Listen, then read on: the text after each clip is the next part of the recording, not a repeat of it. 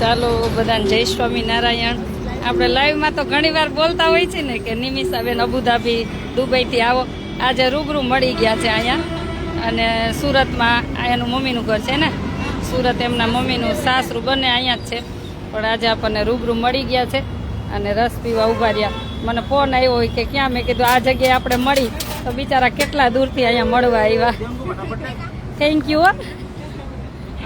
Thank you બધાને. જય શ્રી કૃષ્ણ બધાને. આજે રૂબરૂ જોઈ લ્યો બધા, ઓમ તો બહુ બધા જોયા. ના ના, મળ્યા એનો આપણને આનંદ મળ્યો.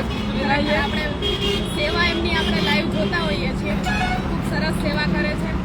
અને મેઇન વાત તો એ કે એને કેટલો ભાવ છે કે બે જણની કંઠી પહેરી છે, એમનું અંગ છે કે કોઈનો આશરો આપવો, ભૂખ્યાને ભોજન કરાવવું અને તરસ્યાને પાણી આપવું, પ્લસ કે પછી જે વસ્ત્ર નથી એને વસ્ત્ર આપવું.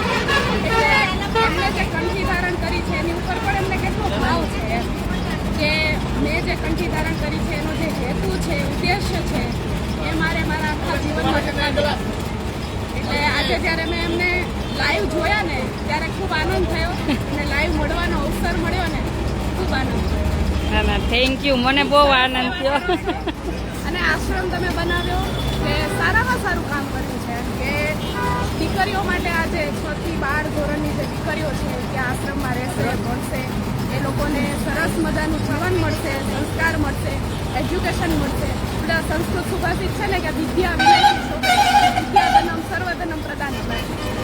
બહુ સરસ સંસ્કૃત છે કે ન ચોરાના હાર્ય ન રાજહાર્ય ન પાતૃ ન ભાગ્ય ન ભારકારી એમ કૃતે વર્ધતે એવમ નિત્યમ વિદ્યાધનમ સર્વધનમ પ્રદાન. તો આટલું સરસ વિદ્યાધન ત્યાંથી મળશે, આટલા સરસ સંસ્કારોનું સિંચન થશે.